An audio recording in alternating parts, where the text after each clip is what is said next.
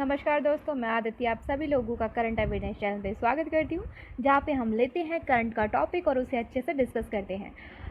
तो आज का हमारा टॉपिक है जो भारत ने निर्णय लिया है अल्कोहल की शॉप्स को रीओपन करने का। ये क्यों लिया है और ये भारत सरकार के लिए कितना इम्पोर्टेंट है, इन सभी क्वेश्चंस के आंसर हम जानेंगे इस वीडियो में। तो चलिए शुरू करते हैं।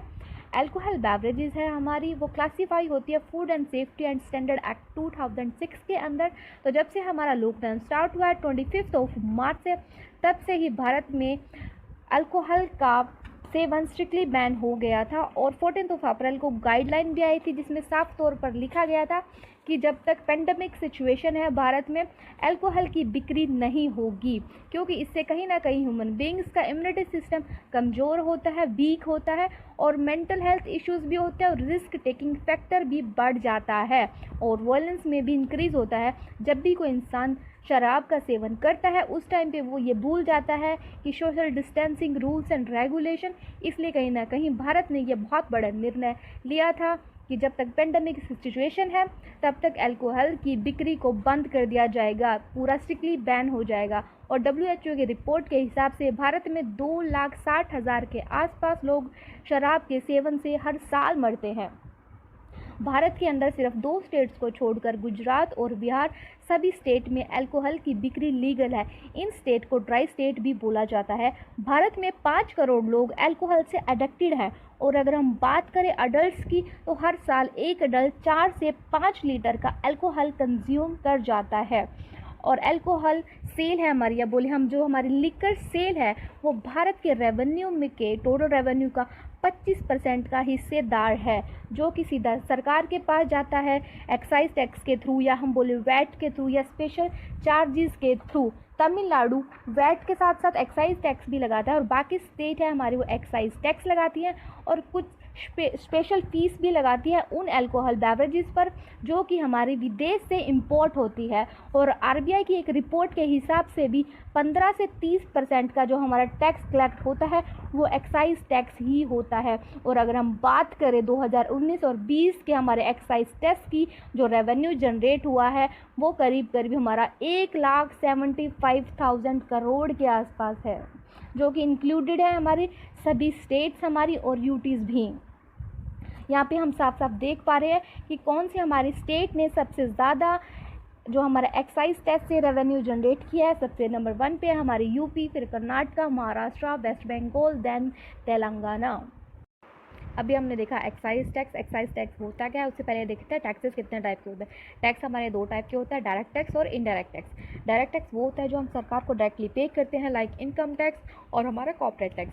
लेकिन इनडायरेक्ट टैक्स वो होता है जो हम सरकार को डायरेक्टली नहीं बट इनडायरेक्टली पे करते हैं। इनडायरेक्ट टैक्स के अंदर आ जाते हैं हमारे सेल टैक्स हो गया, सर्विस टैक्स हो गया, एक्साइज हो गया और वैट हो गया।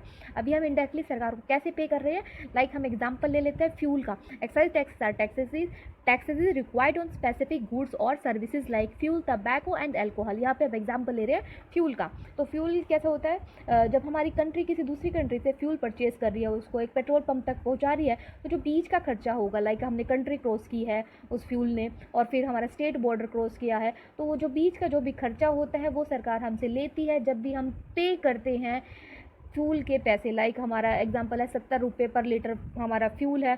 तो ये हमारा क्यों इतना इंक्रीज़ हुआ है, जैसे अभी फ्यूल के प्राइस इंक्रीज़ क्यों हुआ है, क्योंकि एक्साइज टैक्स बढ़ गया है। जब भी एक्साइज टैक्स बढ़ेगा मतलब बीच का खर्चा बढ़ेगा, तब हमारे प्राइस में भी इंक्रीमेंट आएगा। अभी पिछले टाइम से लॉकडाउन था तो कहीं से भी कोई भी रेवेन्यू जनरेट नहीं हुआ है सरकार का, ना GST से, ना वैट से, ना ही सेल टैक्स से।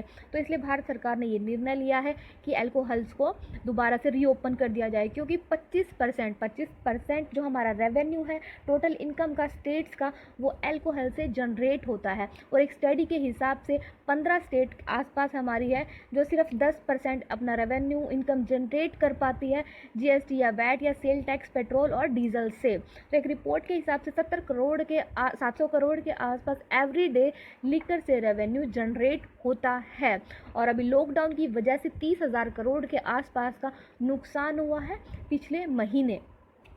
और ये हमारी अल्कोहल है, इसको हमने GST के अंदर सरकार ने इसको नहीं डाला है। इसको ना डालने का रीज़न ये है क्योंकि अगर इसको GST में डाल देते तो सिर्फ इसमें जो इंक्रीमेंट होता वो सिर्फ 15 से 24% तक तक होता, लेकिन अभी सरकार ने इस पे न्यू फ़ी चार्जेस लगा दिए या बोले लॉकडाउन चार्जेस लगाए हैं 70%। मतलब अगर कोई अल्कोहल बोतल 1000 रुपये की आ रही थी तो अब वो बोतल आपको 1700 तक की मिलेगी। तो अभी ये जो रीओपन हुआ है हमारा लीकर शॉप, ये भारत सरकार या हम स्टेट या यूटी के लिए बोलो, उसके लिए एक रेवेन्यू मशीन का काम करने वाली है। यहाँ पे शॉप्स ओपन तो हो गई है, लेकिन सरकार को बहुत सारे चैलेंजेस है वो फेस करने पड़ रहे हैं, जिसकी वजह से हो सकता है कि भारत सरकार अपना निर्णय बदल ले। और महाराष्ट्र की सरकार ने तो बोल दिया है कि अगर यही सिचुएशन रही तो वो जल्द ही जो ये रीओपन का डिसीज़न है इसको चेंज कर देंगे, क्योंकि धीरे धीरे कोविड-19 के केस महाराष्ट्र में बढ़ते ही जा रहे हैं और बहुत सारे लोग इस वजह से भी फ्रस्ट्रेट हो रहे हैं, क्योंकि स्टॉक्स में अवेलेबिलिटी इतनी नहीं है जितनी होनी चाहिए। और बहुत सारी सरकार ने तो ये डिसीज़न भी लिया है कि वो होम डिलीवरी भी प्रोवाइड करवाएगी, जिससे सोशल डिस्टेंसिंग में भी हेल्प मिलेगी। तो अगर ये आपको ये वीडियो नॉलेजेबल लगी हो और आपको लगता है आपको उसको शेयर करना चाहिए तो प्लीज़ शेयर कीजिए और like share and comment. Thank you.